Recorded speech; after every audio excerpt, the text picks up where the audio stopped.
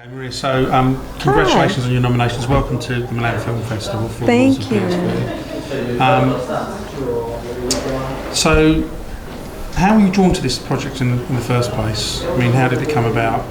Yeah, it's interesting. I actually, when I met the dancers, I originally wanted to just document Bruck-up dance.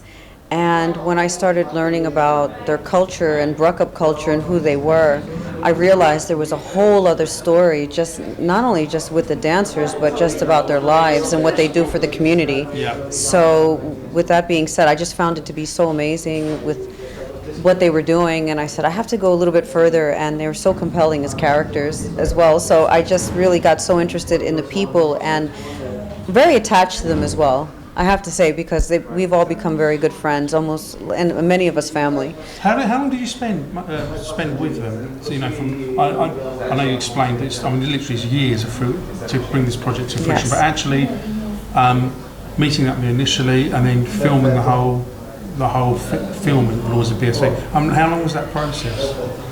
Or was That's it on and off? interesting. Did you have to go backwards and forwards to do this? I did go backwards and I did go forward. Actually, what I did was, in the beginning, we all met just randomly, and we all talked. And I felt I felt that I wanted to move forward and do a documentary on them, and they felt that I was the right one to do the documentary. So it was something that was really mutual. That's interesting. Yes. So you went there, and then obviously were seduced but you wanted to do it. You realised this is what you wanted to do, and they actually said, "No, we want you to do it. We think we found the right person." Well, I have to say they trusted me, and I think it's very important that when you're doing a documentary or anything that you do as a filmmaker, even as a director, especially, that your talent has to trust you. And in this case, the talent was BSV, and I wanted to tell their story with the dignity it deserved, because the Bruck-up culture is something that saves lives.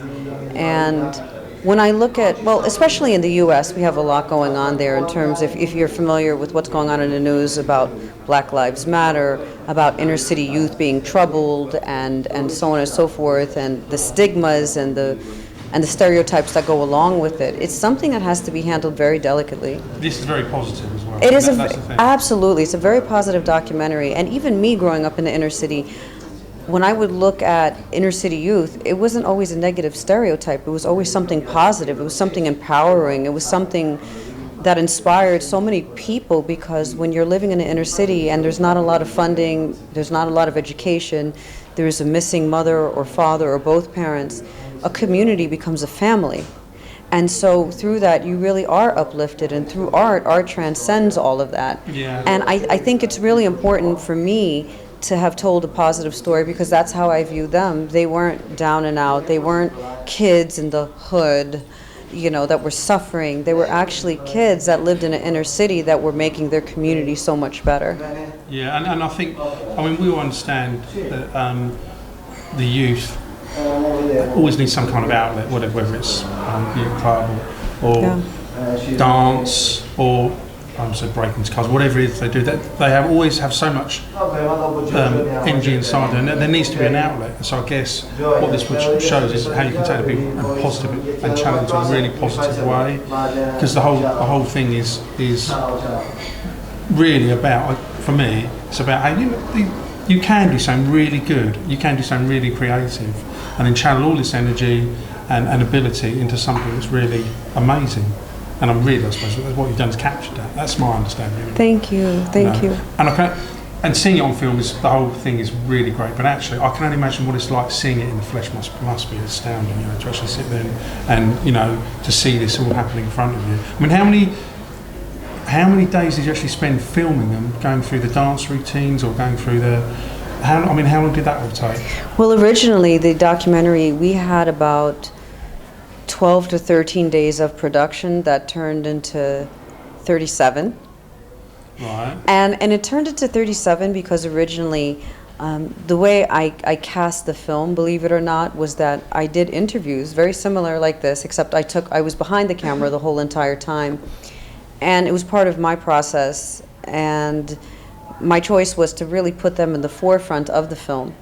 So by me doing the interview process, I was able to get stories. So I had a list of questions that I wrote with my co-writer Frank Orfici, and we're nominated here for Best Story, which is very exciting, which is so exciting because he's also like my second dad. I call him my stage dad, and his wife is like my stage mom. But because we're both, we both wrote questions that we could always, that I wanted to tie in together. Like, for instance, I would ask them certain things about each other, and they would ask that, and we would tie it into the film, and through that, we got a wonderful theme.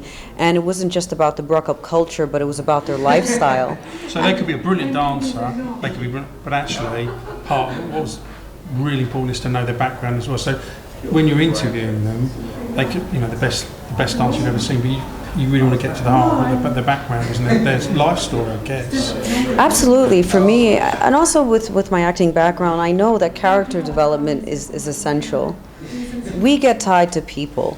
We connect with people. When you think about Shakespeare, right, and we think of some of his most heinous characters like Richard III, or Hamlet, why do we connect with them? Why do we feel for them? Why is the audience drawn to them? It's because somehow or another they let us into their psyche, and they reveal something about themselves that's extremely human.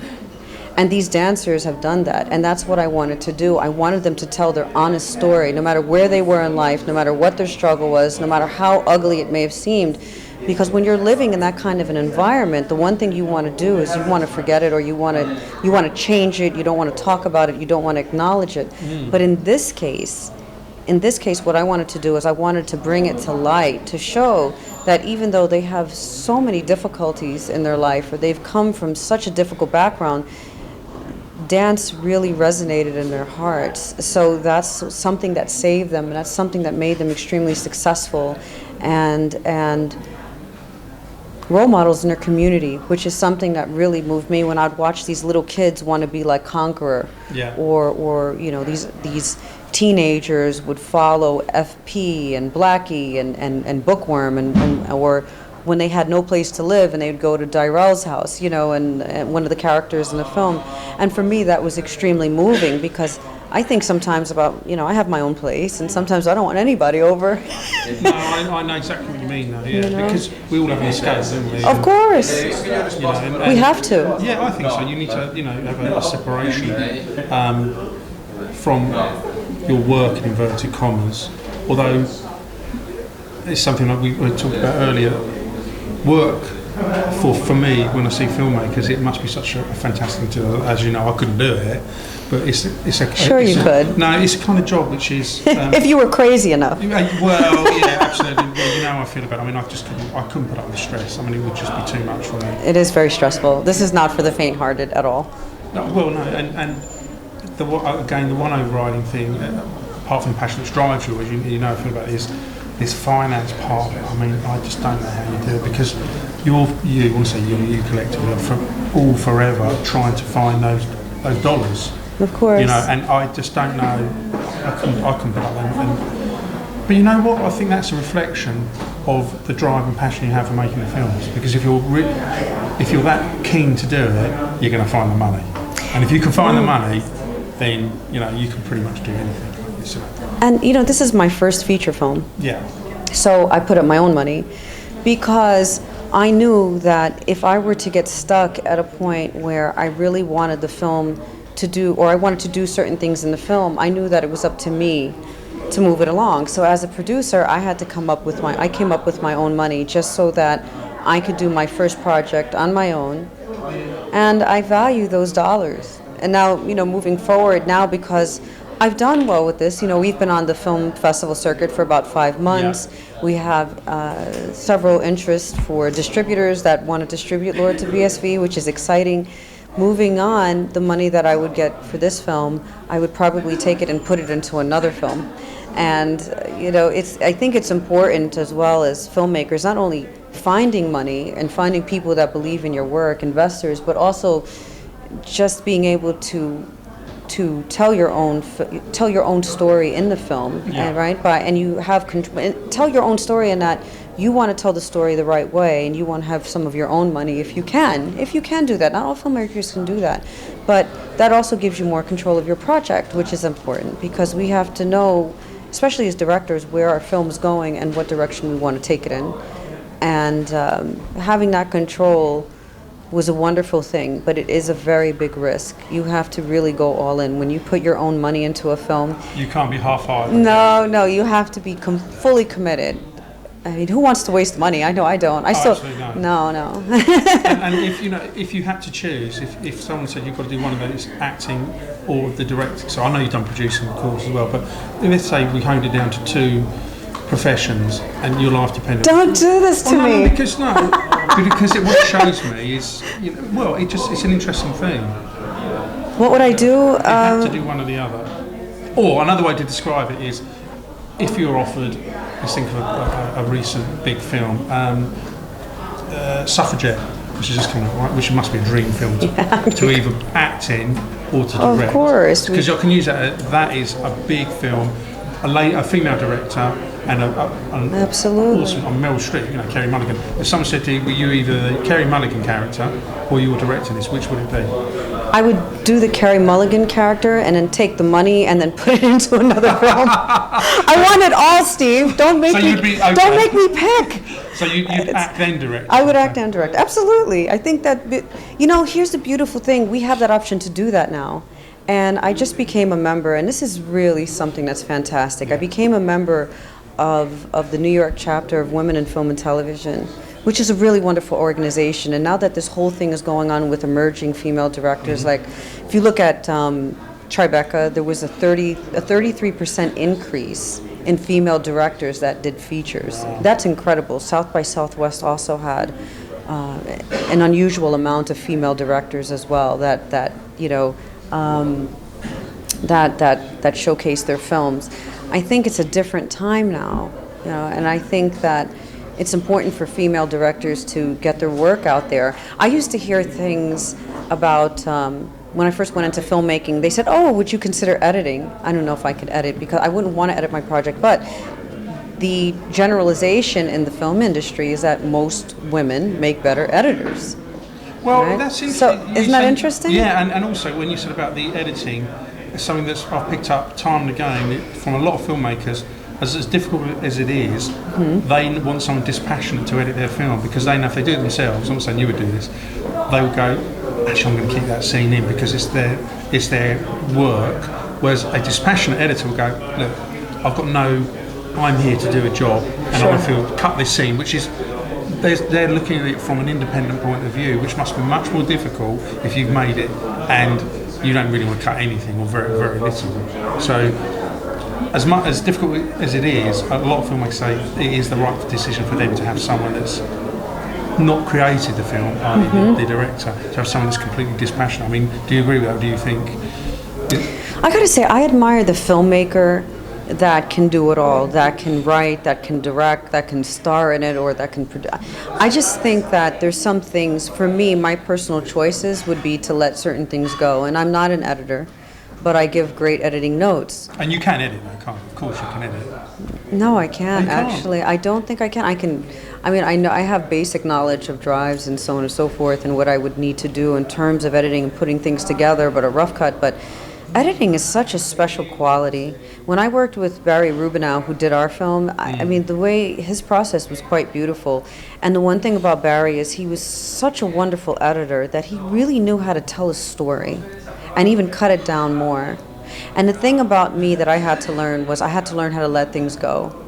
That's what I'm driving, yeah.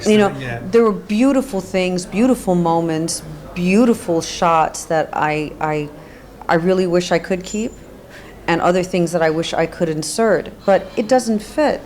And so the one thing I had to learn was how to cut things loose.